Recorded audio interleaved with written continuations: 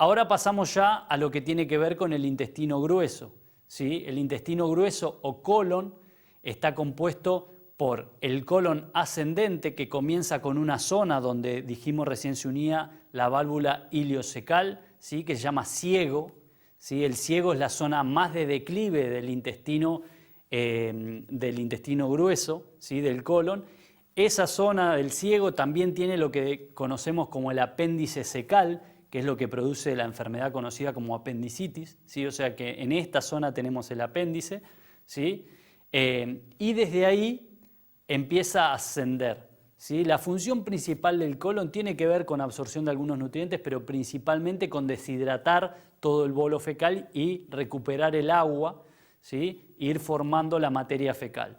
Entonces tenemos un colon ascendente, ¿sí?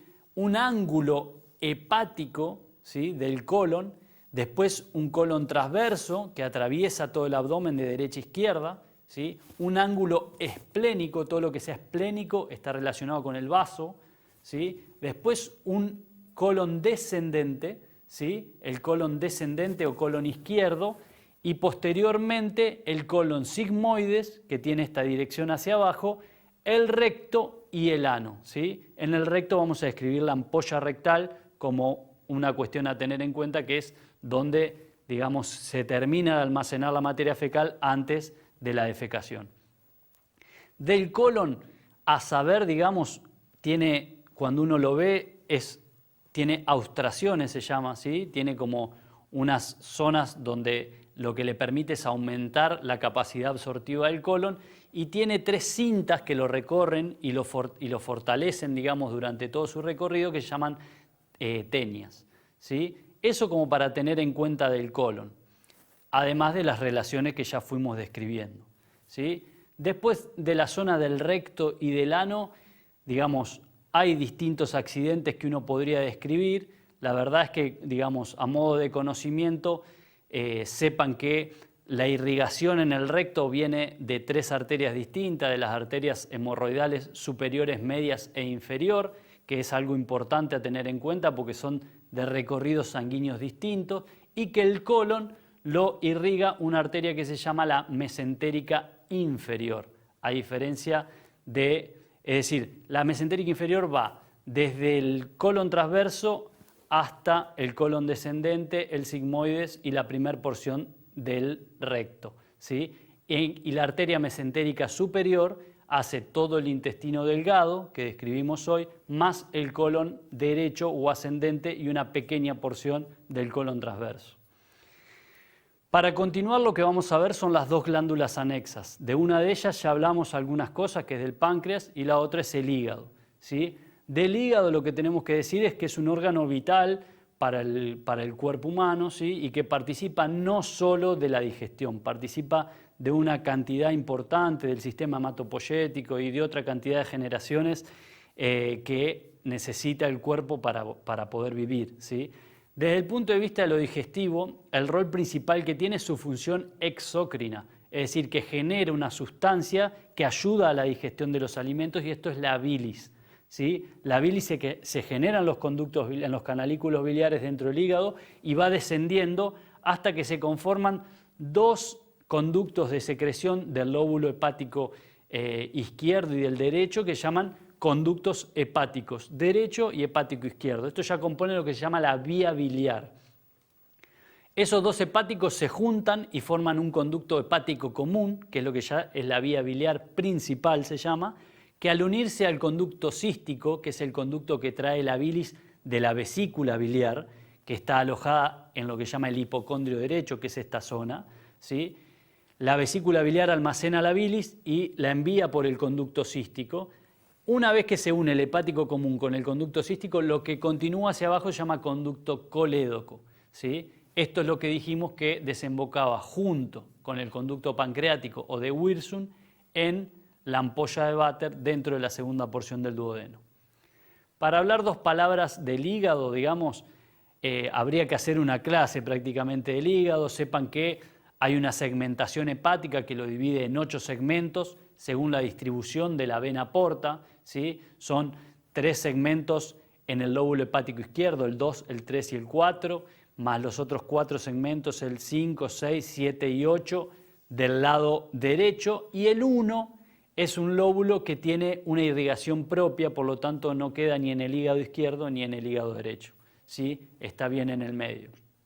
Después podríamos hablar de sus formas de fijación a través de los distintos elementos, pero recuerden que lo que mantiene al hígado en su lugar es su férrea unión en su cara posterior a la vena cava inferior. ¿A través de qué? De 3 venas que llaman las venas suprahepáticas. Es decir, que la sangre al hígado entra por la vena porta y por la arteria hepática, ¿sí? Rama del tronco celíaco. Entra la sangre por ahí, pero para irse del hígado se va por las venas suprahepáticas, ¿sí? Es un hígado que tiene una circulación que se llama un sistema porta, ¿sí? Que es un sistema que va de una vena, forma una serie de capilares, de ahí forma otra vena, ¿sí? Y recién de ahí se vuelca a la circulación general, es decir, a la vena cava inferior, que después va a llegar al corazón, y bueno, eso lo veremos en circulatorio. Muy bien, el páncreas, ¿sí? Es el otro órgano de importancia que vamos a describir, que dijimos que estaba en íntimo contacto, casi una simbiosis con el duodeno. Lo principal de su función es exócrina, pero también es endocrina, es decir, que el páncreas produce enzimas, proteínas que van a digerir los alimentos, las proteínas, los hidratos de carbono y demás.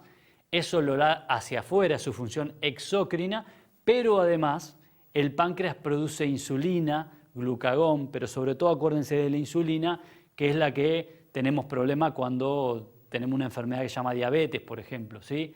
Es decir, que el páncreas tiene una función endocrina y una función exócrina.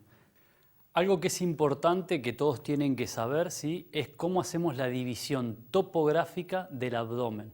Eso quiere decir, con el abdomen cerrado, es decir, así como lo vemos en un preparado anatómico, tenemos que trazar ciertas líneas que nos permiten, digamos, estudiar al abdomen según distintos compartimentos. Esto es simplemente para estudiarlo, no es que el abdomen esté dividido en estos compartimentos. Entonces trazamos 2 líneas verticales que pasan por la línea medio clavicular, ¿sí? Hacia abajo, y 2 líneas horizontales, una que pasa por la 10ª costilla y otra que pasa a nivel de las crestas ilíacas superiores, ¿sí? Y esto nos divide al abdomen en 9 cuadrantes, ¿sí? Como si fuera un tatetí.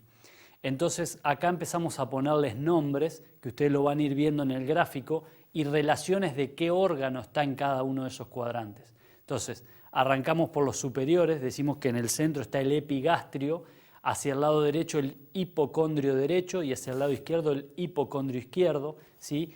En la zona umbilical tenemos lo que se llama región umbilical o mesogastrio, hacia la derecha el flanco derecho y hacia la izquierda el flanco izquierdo, y en la zona más de abajo le llamamos hipogastrio, ¿sí? Y fosa ilíaca derecha y fosa ilíaca izquierda. Algunos de los órganos más importantes que se localizan en esta división topográfica son, en la zona del epigastrio, ¿sí? Vamos a ubicar centralmente el estómago, ¿sí? Y el lóbulo hepático izquierdo. En la zona del hipocondrio derecho vamos a tener el hígado, la vesícula biliar, ¿sí? El ángulo hepático del colon, ¿sí? En el hipocondrio izquierdo vamos a tener estómago y vasos centralmente, ¿sí? En el mesogastrio es la zona bien del intestino delgado, ¿sí? Del yeyuno ilion.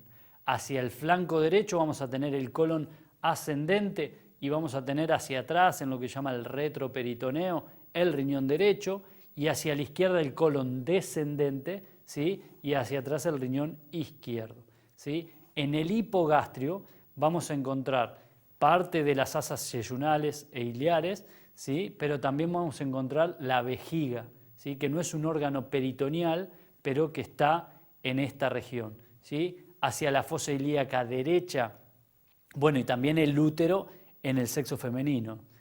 Hacia la fosa ilíaca derecha vamos a encontrar el ciego con el apéndice, dijimos, la zona de finalización del ilion distal, ¿sí? Y en las mujeres pueden estar el ovario, tanto derecho como en la fosa ilíaca el ovario izquierdo. En la fosa ilíaca izquierda vamos a encontrar principalmente todo lo que es el colon sigmoides, ¿sí? Y en las mujeres el ovario izquierdo. Eso es lo que sería la división topográfica del abdomen, que hay que tenerla en cuenta, ¿sí? Porque es como se describen patológicamente las zonas para anatomía.